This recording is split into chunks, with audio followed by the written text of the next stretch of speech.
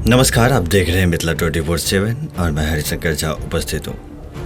प्रखंड के द्वालक पंचायत में मुख्यमंत्री ग्रामीण पेयजल निश्चय योजना के सुचारू रूप से चालू होने से पहले इसकी मरम्मत की दरकार है।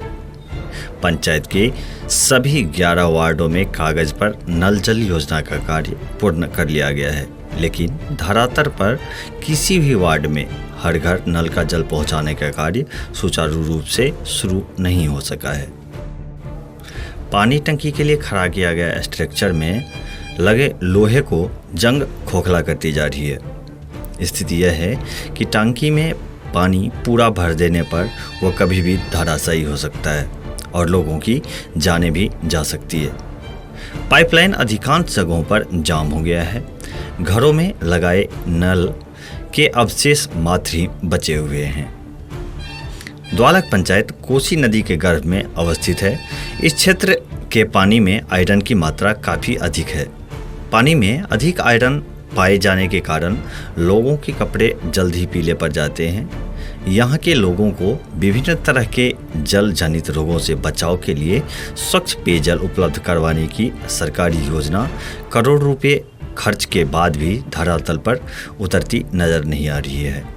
हर घर नल का जल योजना चालू नहीं होने के कारण स्थानीय बासिंदों में पंचायत प्रतिनिधियों तथा स्थानीय प्रशासन के विरुद्ध गुस्सा चरम पर है।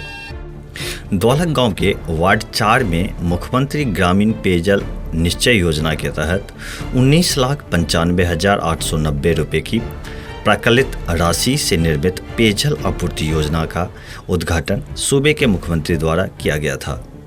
28 अगस्त 2020 को वीडियो कॉन्फ्रेंसिंग के माध्यम से इस कार्य का उद्घाटन नीतीश कुमार स्वयं किए थे, लेकिन उद्घाटन के बाद अद्यतन वार्ड 4 में किसी भी नल से एक बूंद जल लोगों को नसीब नहीं हो सका है। पानी टंकी का स्ट्रक्चर की स्थिति भी काफ़ी जर्जर हो चुकी है। इस बाबत प्रखंड पंचायती राज पदाधिकारी चंद्रदेव प्रसाद ने बताया कि एक जांच टीम गठित कर द्वालक पंचायत की सभी वार्डों में नल जल योजना की जांच करवाई जाएगी। उन्होंने बताया कि जांच में दोषी पाए जाने वालों के विरुद्ध सख्त कार्रवाई की जाएगी। क्षेत्र भर के ताज़ा अपडेट के लिए मिथिला 24/7 चैनल को सब्सक्राइब करना न भूलें।